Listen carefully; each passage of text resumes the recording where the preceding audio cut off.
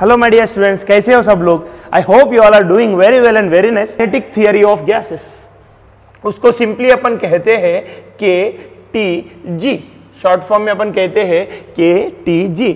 आप लिख सकते हैं KTG का meaning kinetic theory of gases. क्या है बेटा KTG? Kinetic theory of gases. Kinetic मतलब मोशन बेटा।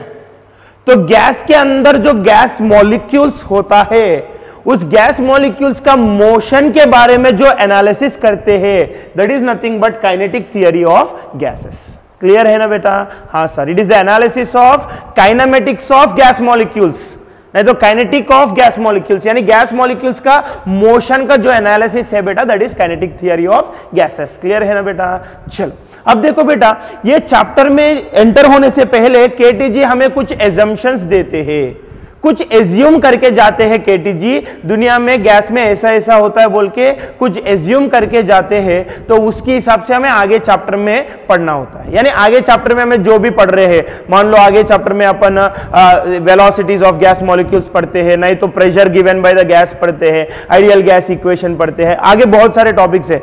सो जो भी टॉपिक आपको पढ़ना है KTG में, तो KTG बोलते हैं शुरुआत में, मैं इधर कुछ एजम्पशंस दे रहा हूं आपको, तो ये मान के जाओ तो आपका जो भी पढ़ना है वो आसान हो जाता है। क्योंकि रियल में बेटा गैस को एनालिसिस करना बहुत मुश्किल है, गैस की बिहेवियर, क्योंकि वो दिखता ही नहीं आंखों को, माइक्रोस्कोप में भी नहीं दिखता है, तो उसका एनालिसिस करना बहुत ही मुश्किल है। तो KTG क्या करते हैं, कुछ एज्यूम करते हैं, कुछ चीजें को एज्यूम करते हैं। वो एजम्पशंस अगर हमें मान के लिया तो हमको गैस का नेचर एनालाइज करना आसान जाते हैं। वो एजम्पशन अगर नहीं पकड़ा हमें तो डिफिकल्ट जाता है। तो चैप्टर की शुरुआत में ही बोलते हैं KTG, मैंने ये जो एजम्पशंस बोल रहा हूं ये आपको मानना ही पड़ेगा ऐसा। तो वो एजम्पशंस क्या है? So first of all we study assumptions of KTG। Assumptions of KTG यानी काइनेटिक थियरी ऑफ गैसेस। तो एक एक एजम्पशन अपन डिस्कस करते हैं बेटा डिटेल में। चलो फर्स्ट एजम्पशन क्या बोलते हैं? Gas is made of molecules. Gas is made of molecules. The size of the molecules is, the size of molecules is negligible. यह पहला एजम्पशन है, the size of molecules is negligible. ये बोला कि gas जो है बेटा, it is made up of molecules. Gas के अंदर बहुत सारे मॉलिक्यूल्स होता है, लेकिन वो मॉलिक्यूल्स का साइज बहुत ही छोटा है, ताकि उसको हम नेग्लेक्ट कर सकते हैं, उसका साइज को हम नेग्लेक्ट कर सकते हैं। नहीं तो जो भी स्पेस एक मॉलिक्यूल ऑक्यूपाई करते हैं, जितना भी वॉल्यूम एक मॉलिक्यूल के पास रहेगा, मान लो this is one molecule, so it is occupying some space, right? वो बहुत ही छोटा सा स्पेस था, उसको अपन नेग्लेक्ट कर सकते हैं। समझ में आ रहा है ना बेटा? Right, size of the molecules is negligible. बहुत ही छोटा मानना है, क्योंकि आपको दिखते नहीं, आपको मालूम है, दिख रहा है क्या मॉलिक्यूल्स? दिखता नहीं, क्योंकि मॉलिक्यूल्स का साइज इतना माइन्यूट है कि हमें दिखता ही नहीं आंखों को, तो उसका साइज हम नेग्लेक्ट कर सकते हैं। तो यही बोला था, gas is made of molecules, the size of the molecules is negligible. Clear है ना बेटा? ये हो गया पहला एजम्पशन। मैं लिखने को टाइम देता हूं बेटा, सुनो बेटा।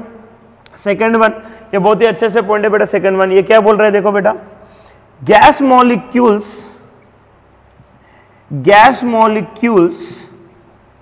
Are in a state of continuous. क्या है बेटा? कंटिन्यूअस। समझने के लिए कोशिश करो, इंग्लिश में है मानता हूं मैं, फिर भी कोशिश करो बेटा समझने के लिए। मैं लिखने के बाद आपको एक्सप्लेन करता हूं पूरा मीनिंग, टेंशन लेने की जरूरत नहीं है। Gas molecules are in a state of continuous random motion, continuous random motion in all directions,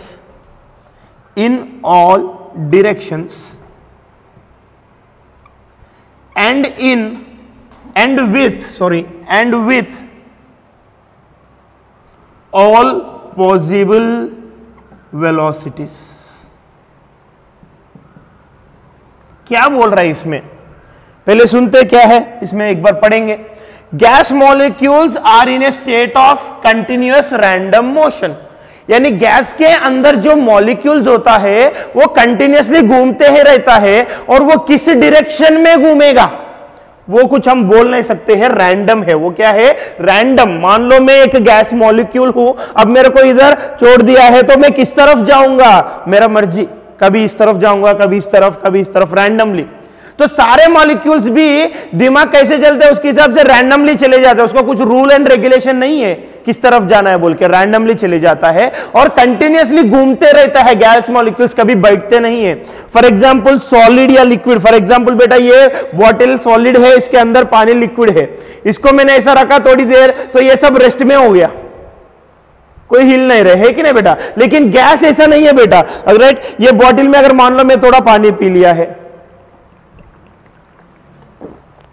थोड़ा पानी पी लिया है, अब देखो इसके अंदर गैस आ गया, थोड़ा एम्प्टी स्पेस है कि नहीं, खाली जगह है कि नहीं, खाली जगह में क्या रहता है? हवा रहता है, लेकिन वो हवा बैठता ही नहीं, घूमते रहता है, घूमते रहता है। उसके हवा के अंदर क्या रहता है? पार्टिकल्स, मॉलिक्यूल्स रहता है। क्या रहता है? मॉलिक्यूल्स। ये मॉलिक्यूल्स बैठता नहीं है, घूमते रहता है। ये कैप के अंदर ये क्या है? सॉलिड। ये सॉलिड के अंदर भी मॉलिक्यूल्स रहता है, लेकिन ये रेस्ट पे है। लेकिन ये जो गैस है, गैस के मॉलिक्यूल्स कंटिन्यूअस घूमते रहता है। तो यही बोल रहा था, gas molecules are in a state of continuous random motion. Continuously घूमते हैं, किस तरफ घूमेगा? अपना मर्जी से घूमता है, रैंडम, राइट। अब random motion in all directions, मतलब बहुत सारे पार्टिकल्स है तो सब अलग अलग डायरेक्शंस में जाता है, सब एक ही डायरेक्शन में नहीं जाएगा। फॉर एग्जांपल मान लो बेटा ये कंटेनर है, इसके अंदर एक मान लो ऐसा पार्टिकल्स है, 7-8 पार्टिकल है, तो इसको अगर मैं छोड़ दिया तो वो सब रैंडमली जाता है और कंटिन्यूअसली मूव होते ही रहता है, मोशन में रहता है। और किस तरफ जाता है? सब अलग अलग डायरेक्शन में जाता है, ताकि सारे डायरेक्शंस कवर हो जाता है। Are you following me? So gas molecules are in a state of continuous motion in all directions, in all direction, सभी डायरेक्शन में जाता है। ये किधर जाएगा, ये किधर जाएगा, ये किधर जाएगा, एक पीछे जाएगा, एक नीचे जाएगा, ये किधर जाएगा, ऑल डायरेक्शंस में जाएगा, रैंडमली जाएगा। कौन किस तरफ जाना है रूल नहीं है उनके बीच में, वो रैंडमली जाता है। So continuous random motion in all directions. और कमिंग टू द वेलोसिटी, कितना वेलोसिटी से जाना है वो भी फिक्स्ड नहीं है, कुछ भी वेलोसिटी पकड़ते हैं gases. So with all possible velocities. So एक 10 से जा रहा है स्पीड, एक 20 से जाएगा, एक 5 से जाएगा, एक 30 से जाएगा, कुछ भी स्पीड पकड़ लेते हैं। समझ में आ रहा है ना बेटा, right. So gas molecules are in a state of continuous motion in all directions and with all possible velocities. Clear है ना बेटा? ये हो गया सेकंड एजम्पशन, राइट। पहले ये दोनों नोट डाउन करो बेटा, आगे अपन जाएंगे। एक सेकंड स्क्रीन को पॉज करके दोनों नोट डाउन कीजिएगा। चलो नोट डाउन किया है। Now let us move to the third assumption. ये दो एजम्पशंस तो हो गया है,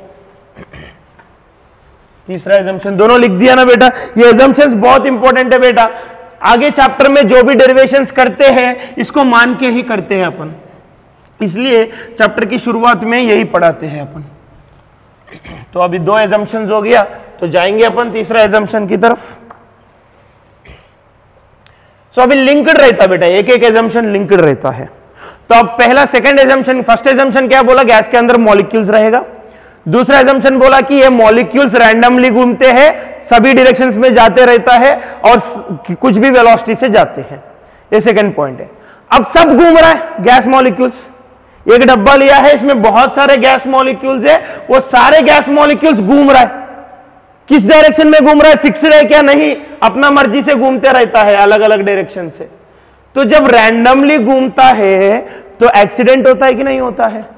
मैं अगर सिग्नल लाइट्स नहीं लगाया, ट्रैफिक पुलिस नहीं लगाया, जिसको जिस तरफ जाना है जाओ बोल के छोड़ दिया, तो सब अपने अपने डायरेक्शंस में जाते हैं, तो एक्सीडेंट हो जाता है कि नहीं हो जाता? हाँ हो जाता है सर। तो इधर भी सब रैंडमली घूम रहा है, उल्टा पुल्टा अपने अपने डायरेक्शंस में घूम रहा है, तो एक इधर जा रहा है, एक इधर जा रहा है, तो ये दोनों टकराएगा ना बेटा? समझ में आ रहा है ना? धड़क हो जाता है, इधर कोलिजन हो जाता है, होता है कि नहीं होता? हाँ होता है सर, राइट। सो अब क्या होता है? मॉलिक्यूल्स और मॉलिक्यूल्स के बीच में कोलिजन हो जाता है, और एट द सेम टाइम जब एक मॉलिक्यूल घूमते हैं तो जाके दीवार को भी टकराते हैं।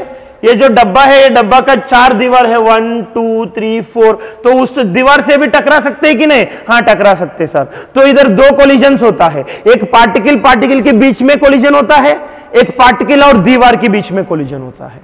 ऐसा क्यों हो रहा है कोलिजन? क्योंकि पार्टिकल्स रैंडमली मूव हो रहा है, किसी भी डायरेक्शन में मूव हो रहा है, कुछ रूल नहीं है, ट्रैफिक रूल्स नहीं है, कैसे भी मूव हो रहा है, तो दो पार्टिकल के बीच में कोलिजन होता है, नहीं तो पार्टिकल और दीवार के बीच में भी कोलिजन होता है।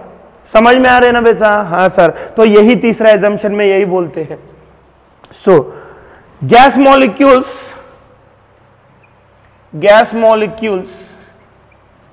collide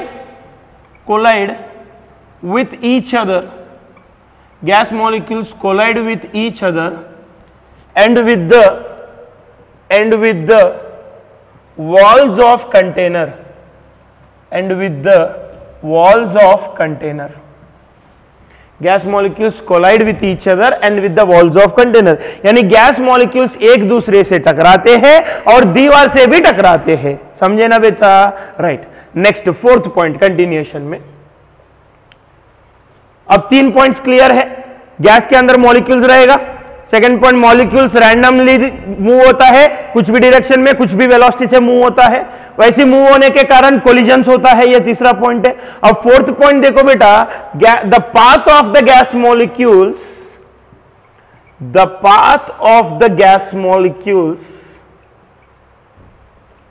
is a straight line, ये इंपॉर्टेंट है बेटा। The path of the gas molecules is a straight line between two successive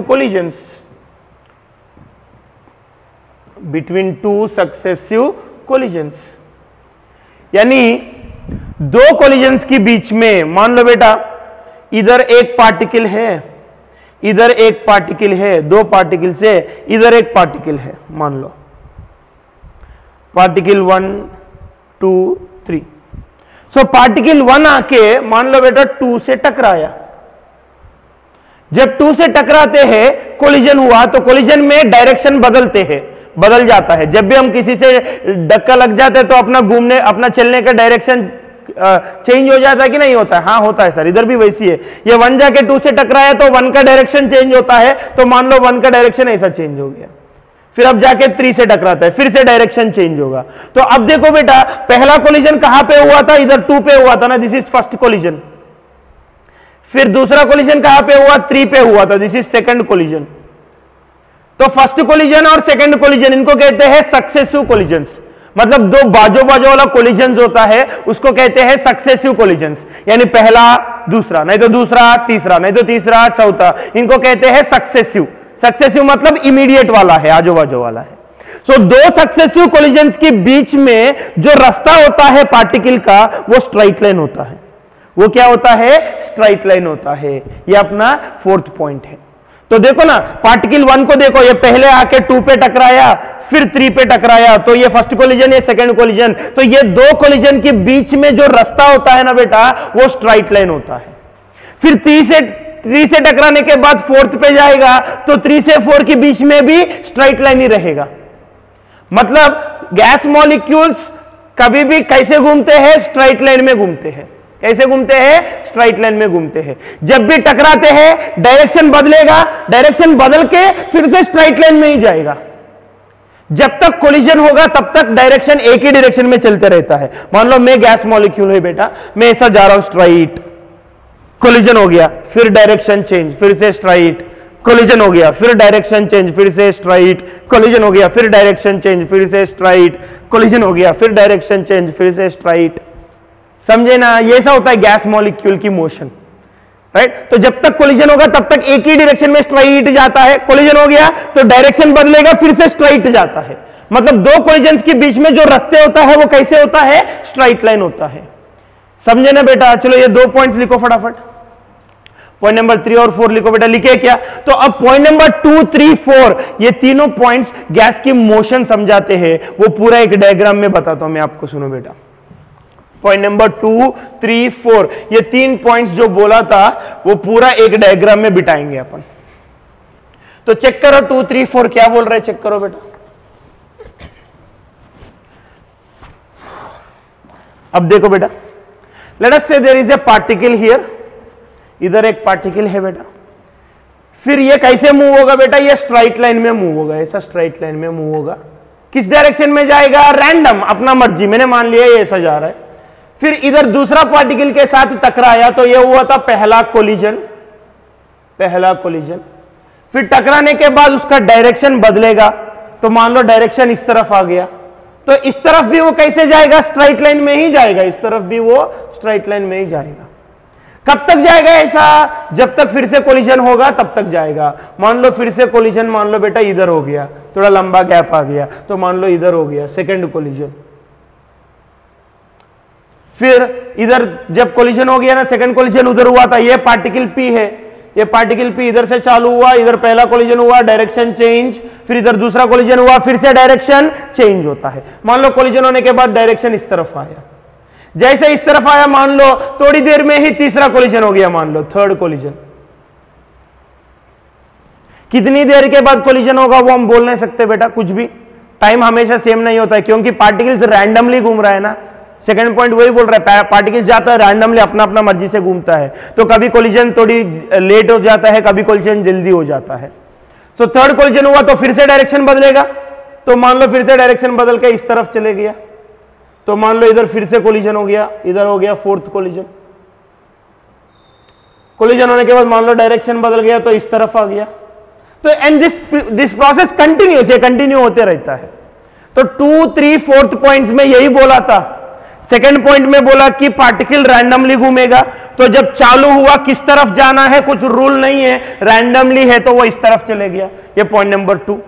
point number 3 बोला सब रैंडमली घूम रहा है तो एक दूसरे को धक्का देगा, कोलिजन होगा, तो ये जाके इसके साथ कोलिजन हुआ था। पॉइंट नंबर 4 क्या बोल रहा है, कोलिजन और कोलिजन के बीच में जो रास्ता होता है पार्टिकल का वो स्ट्राइट लाइन में होता है, यानी पार्टिकल स्ट्राइट लाइन में मूव होगा। तो देखो ना स्ट्राइट लाइन में मूव हुआ, कोलिजन होने के बाद डायरेक्शन बदला, फिर से स्ट्राइट लाइन, कोलिजन हुआ फिर से डायरेक्शन चेंज हुआ, फिर से स्ट्राइट लाइन। यानी कोलिजन में डायरेक्शन चेंज होता है, लेकिन डायरेक्शन चेंज होने के बाद फिर से स्ट्राइट लाइन में ही जाएगा वो। सो सारे 3 पॉइंट्स, पॉइंट नंबर 2, 3, 4 मिला के ये डायग्राम में आया देखो।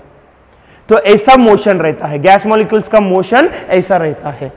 ये अपना एजम्पशन है बेटा, किसी प्रूफ नहीं है इसका, कोई देखा नहीं है ऐसा रहता है क्या बोल के, ऑल दीज आर एजम्पशंस। हमें गैस के बारे में पढ़ना है, this is kinetic theory of gases, gas के बारे में थियरी पढ़ना है, हमें समझना है गैस के बारे में। तो गैस के बारे में समझना है तो पहले गैस के अंदर क्या रहता है और वो कैसे मूव होता है उसके बारे में थोड़ा मालूम होनी चाहिए, लेकिन वो तो दिखता ही नहीं। वो तो जब नहीं दिखता है तो एजम्पशन करते हैं लोग, ऐसा ऐसा होगा बोल के एजम्पशन किया है, राइट। वो एजम्पशन ही है एजम्पशंस ऑफ केटीजी, समझे क्या, राइट। सो हमने ऐसा, केटीजी ने ऐसा एज्यूम किया कि गैस के अंदर जो मॉलिक्यूल्स रहेगा उसका मोशन ऐसा रहता है रैंडमली। इस मोशन को अपन कहते हैं बेटा ब्राउनियन मोशन। क्या कहते हैं इसको अपन, ब्राउनियन मोशन। क्लियर है ना बेटा सबको, हाँ सर क्लियर है। अब इधर मैं कुछ चीजें समझाता हूं बेटा। एक है रिलैक्सेशन टाइम, ये सब 4th पॉइंट के बाद लिख दो बेटा, ये सब 5th पॉइंट नहीं है, 4th पॉइंट लिखा ना उसके नीचे ये सब ले लो सीधा। एक है रिलैक्सेशन टाइम, इसको टाउ बोल के रिप्रेजेंट करते हैं। ये रिलैक्सेशन टाइम क्या होता है, बहुत सिंपल है बेटा। अब देखो पहली बार कोलिजन कहां पे हुआ था, बताओ मेरे को, पहली बार कोलिजन कहां पे हुआ था, इधर हुआ ना पहली बार कोलिजन, हाँ सर। फिर उसके बाद तुरंत कोलिजन, नेक्स्ट कोलिजन कब हुआ, इधर हुआ। तो फर्स्ट कोलिजन और सेकंड कोलिजन के बीच में जो टाइम गैप है वो फ्री टाइम है, रिलैक्स टाइम है, मतलब उसमें पार्टिकल रिलैक्स्ड रहता है, क्योंकि इन दोनों के बीच में और कुछ कोलिजन है क्या, नहीं है, तो आराम से चल रहा है, इधर आराम से चल रहा है। फिर सेकंड कोलिजन इधर हुआ, तो फिर इसके बाद तीसरा कोलिजन इधर हुआ। तो सेकंड कोलिजन और तीसरा कोलिजन के बीच में जो जर्नी है वो जर्नी तो आराम से रिलैक्स्ड चलता है कि नहीं, क्योंकि कुछ कोलिजन नहीं है बीच में। सो दो कोलिजन के बीच में जो टाइम होता है वो हमेशा सेम है क्या, मेरे को बताओ। नहीं सर, कभी ज्यादा देर के बाद कोलिजन हो जाएगा, कभी जल्दी कोलिजन हो जाएगा, कभी तुरंत हो जाएगा, समझ रहे हैं ना। तो वो टाइम अलग अलग रहता है। तो मैंने एवरेज टाइम लेता हूं, मैं क्या लेता हूं, average time between two collisions. दो कोलिजन्स के बीच में जो एवरेज टाइम गैप होता है उसको अपन कहते हैं रिलैक्सेशन टाइम, क्योंकि उस टाइम गैप में कुछ भी कोलिजन नहीं है तो मॉलिक्यूल आराम से चलता है, रिलैक्स्ड चलता है, समझ रहे हैं ना बेटा। तो उसको अपन कहते हैं relaxation time. What is the relaxation time? समझ में आया ना बेटा? It is the average time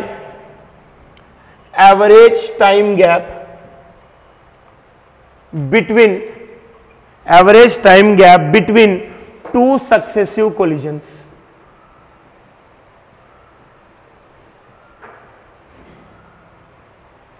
average time gap between two successive collisions, यानी दो कोलिजन्स जो तुरंत हो जाता है, पहला दूसरा नहीं तो दूसरा तीसरा, उनके बीच में जो एवरेज टाइम, वो टाइम तो हमेशा सेम नहीं रहता है. दो कोलिजन्स के बीच में जो टाइम गैप होता है वो सेम नहीं रहता है, तो हम एवरेज पकड़ते हैं. तो वो जो एवरेज टाइम गैप रहता है दो कोलिजन के बीच में, उसको अपन कहते हैं रिलैक्सेशन टाइम. क्या कहते हैं? Relaxation time. क्लियर है ना बेटा? हाँ सर. नेक्स्ट इधर और एक पॉइंट है बेटा, मीन फ्री पाथ. क्या है next point? Mean free path. पहले ये नोट डाउन किया क्या सब लोग? ये नोट डाउन करो बेटा. मीन फ्री पाथ समझाता हूं, ये पूरा लिख के लो आप.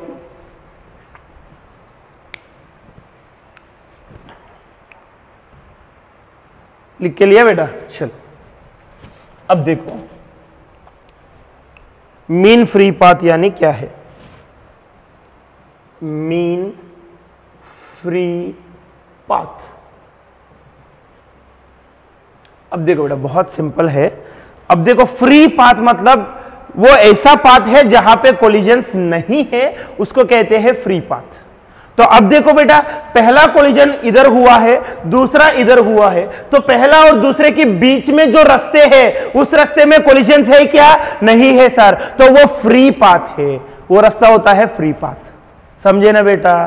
तो ये जो डिस्टेंस है ना बेटा, पहला कोलिजन दूसरा कोलिजन के बीच में जो डिस्टेंस है दैट इज फ्री पाथ.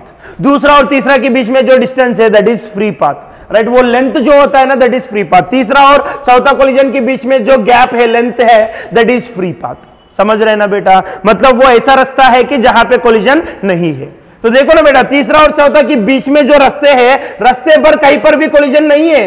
तीसरे के बाद सीधा चौथा पर हुआ था, बीच में कोलिजन है क्या? नहीं है. तो ये पूरा फ्री रास्ते है, फ्री रास्ते.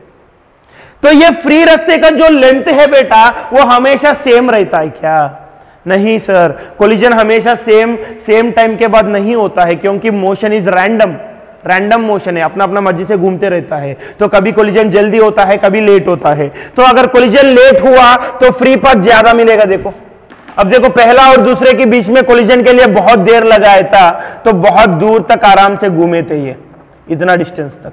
तो ये होता है फ्री पाथ, ज्यादा है. इधर देखो, सेकंड और तीसरे में टाइम गैप बहुत कम है. दूसरा कोलिजन के बाद थोड़ी ही देर में तीसरा हो गया, तो दूसरा और तीसरे में जो लेंथ है बेटा, दूसरा और तीसरे के बीच में जो लेंथ है वो कम है.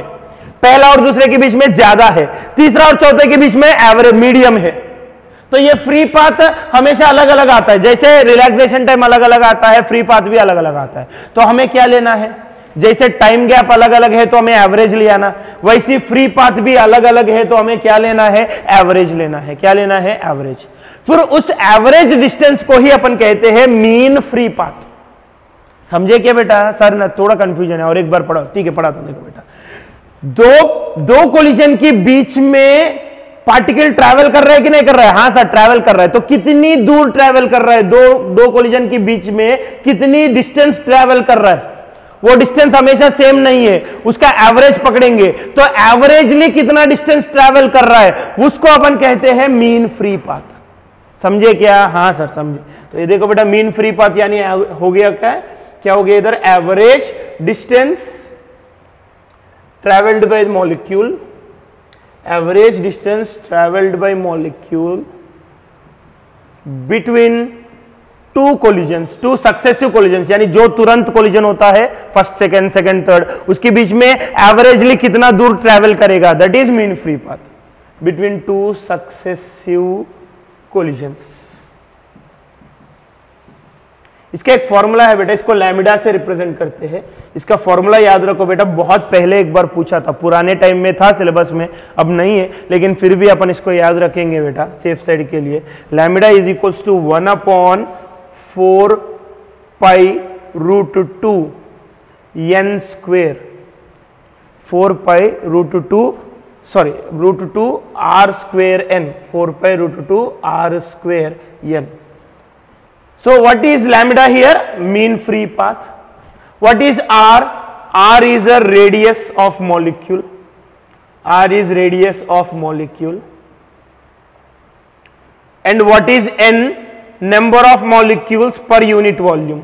N क्या होता है बेटा? Number of molecules per unit volume. यानी गैस की 1 यूनिट वॉल्यूम में कितने मॉलिक्यूल्स रहेगा? That is nothing but small n. What is R? Radius of the molecule. Clear है ना बेटा? तो what is the formula for lambda? 1/4 pi root 2 R square n. तो एक बार क्या पूछा कि रिलेशन क्या पूछा लैम्डा और आर का, तो रिलेशन ऐसा है कि lambda is inversely proportional to R square, ये पूछा था एक बार, वो भी बहुत पहले था जब सिलेबस में ये है फॉर्मूला तब पूछे थे। अब तो वैसे ये बुक में भी हटा दिया था, सीबीएसई बुक में भी, फिर भी सेफ साइड के लिए अपन इसको पढ़ के रखेंगे। क्लियर है ना बेटा? चलो पूरा नोट डाउन कीजिएगा फटाफट अच्छे से। तो 4 एजम्पशंस हो गया इससे, फिर आगे अपन कंटिन्यू करेंगे। नोट डाउन करने के बाद कंटिन्यू करेंगे आगे का एजम्पशंस को। चलो नोट डाउन किया है बेटा, ये पूरा 4th पॉइंट में नोट डाउन किया है। ये हुआ था अपना मीन फ्री पाथ का formula 1/4 pi root 2 R square n।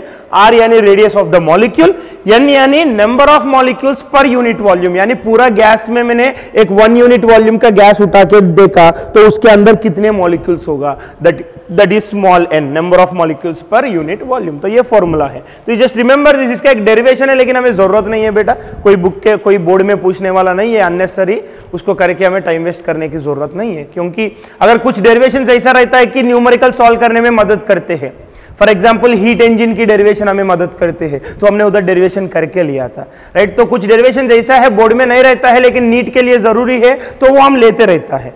कुछ डेरिवेशन जैसा है ना बोर्ड में रहेगा ना नीट के लिए भी जरूरी नहीं है, तो उसको करके टाइम वेस्ट करने की जरूरत नहीं है अपने को, है कि नहीं बेटा? हाँ सर, तो यू जस्ट रिमेंबर दिस। अब ये हो गया 4th पॉइंट। तो सारे पॉइंट्स लिंक्ड है बेटा, एक एक देखते जाने का में। फर्स्ट पॉइंट क्या बोला देखो, सेकंड पॉइंट क्या बोला देखो, थर्ड फोर्थ। फर्स्ट पॉइंट क्या बोला, गैस के अंदर सारे मॉलिक्यूल्स रहता है वो बहुत छोटे छोटे रहता है जिसका साइज हमें नेग्लेक्ट कर सकते हैं। सेकंड पॉइंट ये बोला कि मॉलिक्यूल्स रैंडमली घूमते रहता है, किसी भी डायरेक्शन में घूमेगा, किसी भी वेलोसिटी से घूमेगा, उसका कुछ रूल रेगुलेशन नहीं है, कैसे भी होता है, वो रैंडम है। तीसरे पॉइंट में बोला कि रैंडमली घूम रहा है तो कोलिजन्स हो जाता है, एक पार्टिकल जाके दूसरे पार्टिकल से धक्का देगा, कोलाइड करेगा, नहीं तो पार्टिकल जाके कंटेनर की या वेजल की दीवारों से कोलिजन करेगा, ये तीसरा पॉइंट में बोला था। फोर्थ पॉइंट में बोला कि कोलिजन और कोलिजन के बीच में जो रास्ता होता है वो स्ट्राइट लाइन होता है। तो सेकंड थर्ड फोर्थ ये तीनों को मिला के हमने डायग्राम बनाया था, तो गैस मॉलिक्यूल्स की मोशन समझ में आया उस डायग्राम से, और उस मोशन को हम कहते हैं ब्राउनियन मोशन। क्या कहते हैं? Brownian motion. तो ये ब्राउनियन मोशन में हमें 2 पॉइंट समझ के लिया था, एक रिलैक्सेशन टाइम और एक free path, mean free path. Relaxation time यानी 2 कोलिजन के बीच में जो एवरेज टाइम गैप होता है that is relaxation time. Mean free path यानी 2 कोलिजन के बीच में जो एवरेज डिस्टेंस ट्रैवल करते हैं particle molecule that is mean free path lambda. उसका फॉर्मूला भी लिया था 1/4 pi root 2 R square n। Lambda is inversely proportional to R square, radius square, वो इंपॉर्टेंट है बेटा। चलो now coming to the 5th point.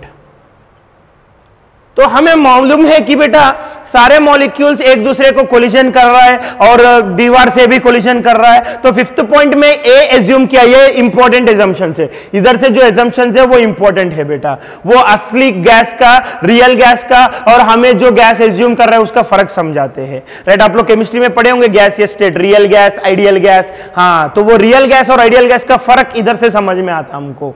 ये देखो बेटा 5th पॉइंट में क्या बोलते हैं, हमें मालूम है कोलिजन्स होता है पार्टिकल पार्टिकल और दीवार के बीच में। तो 5th पॉइंट में केटीजी ए एज्यूम करते कि all collisions are perfectly elastic.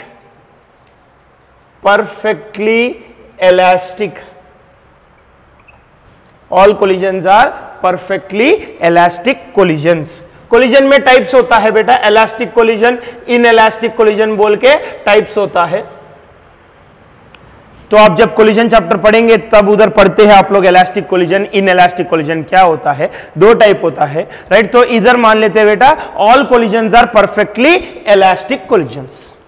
आपको अगर आइडिया के लिए टाइम बिंग में बोल सकता हूं इलास्टिक इनइलास्टिक क्या है, डिटेल में नहीं जाएंगे, वो आप कोलिजन चैप्टर में पढ़ते हैं, बस इतना ध्यान दे दो बेटा। इलास्टिक कोलिजन मतलब क्या है बेटा, जहां पे कोलिजन में कुछ एनर्जी लॉस नहीं होता है बॉडीज का, उसको कहते हैं इलास्टिक कोलिजन। इनएलास्टिक कोलिजन मतलब कोलिजन होते समय बॉडीज, जिस बॉडीज कोलिजन कर रहा है ना, उसका काइनेटिक एनर्जी कुछ हीट के रूप में लॉस हो गया, तो उसको अपन कहते हैं इनएलास्टिक कोलिजन। ये डिफरेंस है। इलास्टिक कोलिजन में बॉडीज का काइनेटिक एनर्जी लॉस नहीं होता है, बस एक का दूसरे को ट्रांसफर होता है बस। लेकिन इन इलास्टिक कोलिजन में ट्रांसफर होते समय, कोलिजन में क्या होता है बेटा, जब दो पार्टिकल्स आके एक दूसरे को धक्का करेगा बेटा, कोलिजन करेगा, तो एक का काइनेटिक एनर्जी दूसरे पे ट्रांसफर होता है। सो ऐसा ट्रांसफर होते समय अगर कुछ एनर्जी लॉस हो गया तो उसको कहते हैं इनएलास्टिक कोलिजन। अगर कुछ भी लॉस नहीं हुआ तो उसको कहते हैं परफेक्टली इलास्टिक कोलिजन। तो इतना डिफरेंस है, ये आप कोलिजन चैप्टर में डिटेल में पढ़ते हैं। अब्दुल सर आपको बहुत बढ़िया सिखाने वाले, कोलिजन्स माहिर है वो, कोलिजन्स में बहुत खतरनाक सिखाते हो आपको, टेंशन नहीं है। क्लियर है ना बेटा, राइट? तो यू जस्ट रिमेंबर दिस, इतना याद रखो, इलास्टिक यानी क्या है, इनएलास्टिक यानी क्या है, राइट? तो अब देखो बेटा, so all collisions are perfectly elastic collisions, ये हमने केटीजी ने एज्यूम कर लिया था। मतलब एक कंटेनर में गैस लिया तो उसके अंदर जितना भी कोलिजन्स होता है सारे इलास्टिक बोल के मान लिया था। सच में इलास्टिक होता है क्या, नहीं होता, लेकिन हमें मान लिया। क्यों मान लिया सर? ऐसा अगर नहीं माने तो गैस के बारे में पढ़ना पॉसिबल ही नहीं है। समझ रहे हैं ना बेटा, are you following? So ideal gas में ऐसा होता है, रियल गैस में इलास्टिक नहीं होता है। ये फर्क है, आइडियल और रियल का मेजर फर्क यही है। कोलिजन्स इधर इलास्टिक बोलते हैं आइडियल में, रियल गैस में इलास्टिक नहीं होता है। Next, sixth point, gas molecules are rigid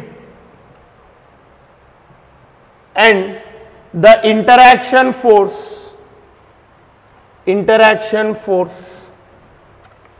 between the molecules is negligible। ये बहुत इंपॉर्टेंट पॉइंट है बेटा, फिफ्थ और सिक्स्थ। ये दो ही पॉइंट हमें समझाता है रियल गैस और आइडियल गैस की फर्क क्या है, राइट? सो अब देखो बेटा, फिफ्थ पॉइंट तो मैंने समझाया था, सारे कोलिजन्स इलास्टिक मान लेते हैं। तो सिक्स्थ पॉइंट में क्या बोल रहा है, gas molecules are rigid and the interaction force between the molecules is negligible. दो पॉइंट्स है इसमें, सिक्स्थ के अंदर दो पॉइंट्स है। एक है गैस मॉलिक्यूल्स आर रिजिड, दूसरा है interaction force between the molecules is negligible. दोनों डिस्कस करेंगे अपन, आराम से डिस्कस करेंगे, टेंशन है बेटा। गैस मॉलिक्यूल्स आर रिजिड, इसका मतलब क्या है बेटा? रिजिड मतलब क्या है बेटा? फॉर एग्जाम्पल देखो बेटा, एक आयरन बॉल लिया है, दूसरा भी आयरन बॉल लिया है। तो जब दो आयरन बॉल एक दूसरे को टकराते हैं तो जहां पे टकराया वहां पे बॉल की शेप चेंज होता है क्या?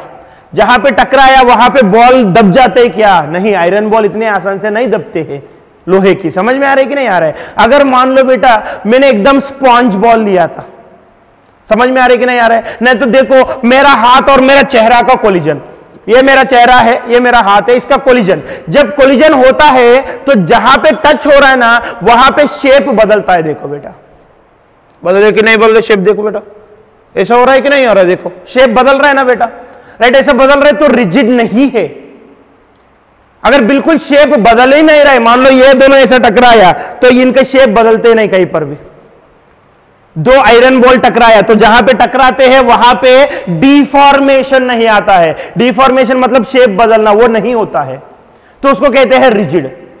जब टकराते हैं तब अगर शेप चेंज हो गया तो वो नॉन रिजिड होता है। समझ में आ रहा है ना बेटा? जेली बॉल्स, जेली, दो जेली टकराते तो जहां पे टकराया वहां पे दब जाते हैं और फ्लैट हो जाता है, शेप चेंज हो जाता है, वो नॉन रिजिड है। समझ रहे हैं ना बेटा? तो अपन मान लेते हैं कि molecules are rigid, molecules are rigid बोल के मान लेते हैं। तो रिजिड नॉन रिजिड से फर्क क्या आता है सर? अगर मैं मॉलिक्यूल्स अगर नॉन रिजिड है तो क्या होता है बेटा, जहां पे जब कोलिजन होता है ना बेटा, जहां पे टकराते हैं वहां पे उनकी शेप बिगड़ते हैं। देखो ऐसा फ्लैट बन जाता है टकराने के बाद, राइट? उधर थोड़ा कंप्रेस हो जाता है। समझ रहे ना बेटा? तो जब ऐसा कंप्रेस होता है बेटा तो मॉलिक्यूल के अंदर पोटेंशियल एनर्जी आता है। जब भी कोई भी बॉडी का शेप बदलते हैं, चेंज करते हैं अपन, तो उसके अंदर पोटेंशियल एनर्जी आता है। अब मेरा चेहरा को मैंने ऐसा कर दिया, डिफॉर्मेशन बोलते हैं इसको, डिफॉर्म, शेप बदल गया ना, डिफॉर्मेशन बोलते हैं। अगर डिफॉर्म कर दिया तो मेरा चेहरे के अंदर पोटेंशियल एनर्जी रहेगा। उस पोटेंशियल एनर्जी की वजह से हाथ निकालने के बाद वो चेहरा वापस बाहर आता है, जुई बोल के बाहर आ जाता है। पहले ऐसा हो गया, निकालने के बाद वैसे ही रहता है क्या, नॉर्मल स्टेट पे आया कि नहीं आया, हाँ कैसे आया, उसके अंदर एक एनर्जी डेवलप हुआ, उसको मदद करके वो वापस आ जाएगा, उसको हम कहते हैं पोटेंशियल एनर्जी। क्या कहते हैं, पोटेंशियल एनर्जी। तो जब भी बॉडी डिफॉर्म होता है तो पोटेंशियल एनर्जी आता है। तो दो मॉलिक्यूल जब टकराते हैं, जहां पे टकराया वहां पे ऐसा फ्लैट अगर बन गया, मतलब शेप अगर चेंज हो गया, तो मॉलिक्यूल्स में पोटेंशियल एनर्जी आता है। लेकिन रिजिड मॉलिक्यूल्स जब टकराते हैं बेटा तो शेप बदलते नहीं, ये भी राउंड रहेगा, ये भी राउंड रहेगा, एकदम परफेक्ट, तो पोटेंशियल एनर्जी नहीं आता है। तो अगर मैं गैस मॉलिक्यूल्स रिजिड मान लिया तो कोलिजन्स में पोटेंशियल एनर्जी नहीं रहेगा, सिर्फ क्या ट्रांसफर होगा एक दूसरे में, काइनेटिक एनर्जी ट्रांसफर होगा, कोलिजन की वजह से पोटेंशियल एनर्जी नहीं मिलेगा। नॉन रिजिड में कोलिजन की वजह से पोटेंशियल एनर्जी मिलता है। तो इधर पोटेंशियल एनर्जी मिलता है कि अपना एजम्पशन के हिसाब से अपन रिजिड मान लिया ना, तो पोटेंशियल एनर्जी नहीं मिलने वाला है। फिर दूसरा, interaction force between the molecules is negligible. एक बॉडी को पोटेंशियल एनर्जी आने के लिए दो रास्ते हैं, एक तो उसका शेप चेंज करना है, वो तो हमें बात किया था। दूसरा, पार्टिकल और पार्टिकल के बीच में अट्रैक्शन या रिपल्शन फोर्सेस अगर रहा तो तब भी पोटेंशियल एनर्जी आता है। समझ में आ रहा है ना बेटा, कब आता है, दो मॉलिक्यूल्स के बीच में अट्रैक्शन या रिपल्शन फोर्सेस अगर रहा तब भी पोटेंशियल एनर्जी आता है।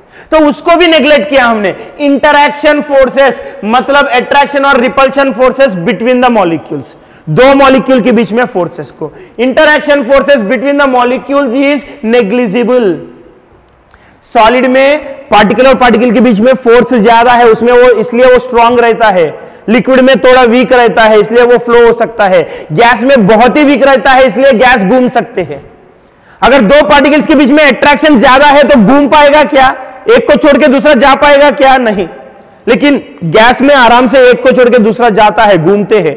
मतलब दो पार्टिकल के बीच में अट्रैक्शन फोर्स बहुत ही कम है, नेग्लिजिबल है। तो इधर वही किया था, interaction force between the molecules is negligible, neglect कर दिया। तो जब अट्रैक्शन फोर्सेस या रिपल्शन फोर्सेस नहीं रहता है तो पोटेंशियल एनर्जी नहीं आता है। तो पोटेंशियल एनर्जी आने का दो रास्ते हैं, एक तो कोलिजन के समय शेप बदलनी चाहिए यानी नॉन रिजिड होनी चाहिए, नहीं तो मॉलिक्यूल और मॉलिक्यूल के बीच में इंटरैक्शन फोर्स होनी चाहिए, अट्रैक्शन और रिपल्शन फोर्स होनी चाहिए, वो भी हमें नेग्लेक्ट कर लिए हैं। मतलब दोनों रास्ते बंद हो गया पोटेंशियल एनर्जी आने का। तो इस पॉइंट से हमें क्या पता चलता है, potential energy of the gas is zero. Actual में जीरो होता है क्या, नहीं, रियल गैस में रहता है। रियल गैस में ये पार्टिकल्स नॉन रिजिड रहता है और इंटरैक्शन फोर्स रहता है, नेग्लेक्ट नहीं करते हैं रियल गैस में, इसलिए रियल गैस में पोटेंशियल एनर्जी रहेगा। लेकिन आइडियल गैस में केटीजी क्या बोलते हैं, इसको नेग्लेक्ट करो, तभी आप आगे आपका गैस के बारे में जो भी पढ़ना है वो आसान से पढ़ सकते हैं बिना टेंशन। अगर आपने ये पकड़ के गया ना तो आगे गैस के बारे में समझना बहुत मुश्किल है, फिर आप पागल बन जाओगे। ये बोलते हैं हमें केटीजी, राइट। तो केटीजी की बात मान के जाना है, नहीं तो डिफिकल्ट जाता है हमको सिचुएशन, समझ रहे ना बेटा। तो केटीजी सारे नेग्लेक्ट किया तो पोटेंशियल एनर्जी क्या हो गया बेटा, जीरो हो गया। पोटेंशियल एनर्जी क्या हो गया, जीरो हो गया। So internal energy of gas, internal energy of gas is nothing but उसका total potential energy plus total kinetic energy. Gas का पूरा एनर्जी को इंटरनल एनर्जी कहते हैं, मतलब उसका पोटेंशियल प्लस काइनेटिक। लेकिन केटीजी ने पोटेंशियल को जीरो मान लिया तो इंटरनल एनर्जी सिर्फ काइनेटिक एनर्जी हो गया, जो हमें थर्मोडायनेमिक्स में पढ़ाया था मैं आपको। Internal energy of A gas बोले तो टोटल काइनेटिक एनर्जी बोल के पढ़ाया था। तब एक बच्चे भी डाउट पूछा था, सर पोटेंशियल भी तो रहेगा, तो आंसर इधर है, देखो बेटा, हमें पोटेंशियल को नेग्लेक्ट कर रहा है तो पोटेंशियल जीरो हो गया, तो total internal energy of the gas is equal to total kinetic energy of the gas. लेकिन रियल गैस में ऐसा होता है क्या, नहीं, ये आइडियल गैस का। तो ये दो पॉइंट्स हमें रियल और आइडियल की अच्छा फर्क समझाता है। क्लियर है ना बेटा, चलो ये दोनों भी नोट डाउन करो फटाफट। नोट डाउन किया है तो 6 एजम्पशंस हो गया बेटा, और 2 इंपॉर्टेंट एजम्पशंस है बेटा। नेक्स्ट, हमें मालूम है बेटा, एक कंटेनर में अगर हमें गैस लिया है तो वो गैस कंटेनर की दीवार पे प्रेशर अप्लाई करेगा। थर्मोडायनेमिक्स में थर्मोडायनेमिक कोऑर्डिनेट्स बोल के 3 कोऑर्डिनेट समझाया था। एक गैस का स्टेट मालूम होना है तो 3 चाहिए, प्रेशर, वॉल्यूम, टेम्परेचर, पीवीटी। उसमें पी क्या है, प्रेशर। प्रेशर यानी क्या है, गैस कितना प्रेशर दे रहा है कंटेनर पे। तो हम मतलब गैस को अगर कंटेनर में लिया तो वो गैस कंटेनर की दीवार पे प्रेशर देता है, तो वो कहां से देता है वो पॉइंट बताया था बेटा पॉइंट नंबर 7 में। हमें मालूम है गैस मॉलिक्यूल्स रैंडमली घूम रहा है, घूमते समय दीवारों से टकरा रहा है, तो जब दीवार से टकराते हैं तब प्रेशर देता है दीवार पे। ये पॉइंट नंबर 7 था। तो बहुत सिंपल है, तो कॉमन सेंस है। Gas molecules apply pressure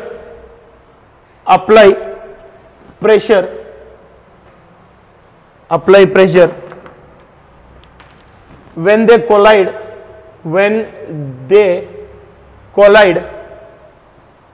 with the walls of container, यानी कंटेनर की दीवारों से जब टकराते हैं तब प्रेशर देता है दीवारों पे। वही प्रेशर हम पकड़ते हैं, वो थर्मोडायनेमिक्स में प्रेशर ऑफ गैस जो लेता है वो यही था। ये मॉलिक्यूल्स दीवार से टकराने की वजह से जो प्रेशर आता है उसी को हम लेते हैं pressure of the gas. Next point number 8, simple है वो तो। Next, density of gas is uniform throughout the gas, is uniform throughout the gas।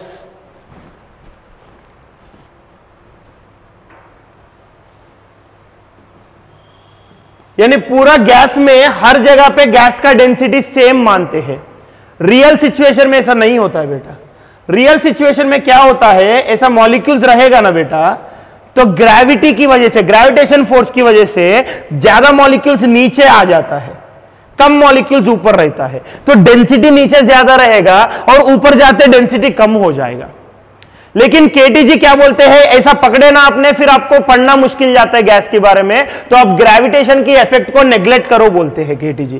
KTG क्या बोलते हैं, neglect the effect of gravity, neglect the effect of gravity. तो gravity को effect अगर मैं नेग्लेक्ट किया तो बहुत सारे पार्टिकल्स नीचे कम ऊपर ऐसा होता नहीं, पार्टिकल्स हर जगह इक्वली डिस्ट्रीब्यूट होता है, तो हर जगह डेंसिटी विल बी सेम।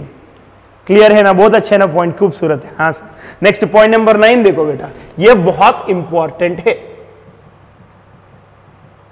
आप लोग केमिस्ट्री में आइडियल गैस इक्वेशन पढ़े हैं, क्या है वो, PV is equal to NRT. ये आइडियल गैस के लिए अप्लाई करते हैं ना। हाँ सर, लेकिन केटीजी क्या बोलते हैं, इस चैप्टर में आगे जो भी फॉर्मूले डिराइव कर रहा है, जो भी डेरिवेशन हो, जो भी कॉन्सेप्ट हो, जो भी न्यूमेरिकल हो, उस न्यूमेरिकल्स में गैस कैसे भी होने दो, किसी भी कंडीशन में होने दो, you can apply PV is equal to NRT, ऐसा बोलते हैं। समझ रहे ना बेटा, मतलब इस चैप्टर में केटीजी बोलते हैं कि in any numerical you can apply PV is equal to NRT. Normally gas ideal की जैसे कब बिहेव करेगा, हाई टेम्परेचर लो प्रेशर पे, उसका रीजन में नेक्स्ट क्लास में समझाऊंगा। रियल गैस आइडियल गैस की जैसे कब बिहेव करेगा, हाई टेम्परेचर लो प्रेशर में। लेकिन केटीजी बोलते हैं टेम्परेचर प्रेशर कैसे भी होने दो, you treat the gas as ideal, सारे गैसेस को आइडियल मान के जाओ बोल रहा है, तभी आपका काम आसान हो जाएगा बोल रहा है। सो 9th पॉइंट ऐसा बोल रहा है कि one can apply ideal gas equation to a gas under any conditions. सच में ऐसा अप्लाई कर सकते हैं क्या, नहीं नहीं, हर कंडीशन में अप्लाई नहीं कर सकते हैं, हर कंडीशन में गैस आइडियल नहीं होता है। रियल गैस के लिए वैन डर वाल इक्वेशन अप्लाई करना है। लेकिन फिजिक्स में केटीजी क्या बोलते हैं, वैन डर वाल को जाओ मत बोलते, वो क्या बोलते, बहुत अच्छे है फिजिक्स, प्यारा सा है, क्या बोलते हैं, कंडीशन कैसे भी रहने दो, आप गैस को आइडियल पकड़ के सॉल्व करो बोलते हैं। समझ रहे ना, मतलब ये शपथ लेते हैं केटीजी में, बाहुबली आगे जाके चैप्टर में जो भी गैस आया, टेम्परेचर कुछ भी हो, प्रेशर कुछ भी हो, मैं उसको आइडियल मान के जाऊंगा क्योंकि मेरा काम आसान हो जाएगा। समझ रहे ना बेटा, आइडियल नहीं माने तो फिर वैन डर वाल को जाना पड़ेगा, पागल बन जाएंगे अपन, है कि नहीं बेटा। हमें जरूरत ही नहीं फिजिक्स में, अपन फिजिक्स में मानेंगे हर हालत में गैस को आइडियली मानेंगे, मतलब हर क्वेश्चन में आपको PV is equal to NRT apply कर सकते हैं। समझे क्या। So these are the assumptions of KTG. Clear है ना बेटा, चलो नोट डाउन कीजिए फटाफट।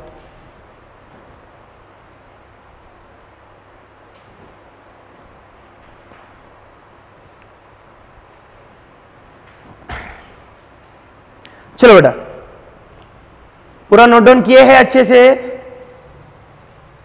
हाँ राइट। सो ये हो गया बेटा केटीजी का एजम्पशंस, इसको अच्छे से रिवीजन करके ले लो बेटा। Stay home, stay safe, practice physics very well. Thank you very much.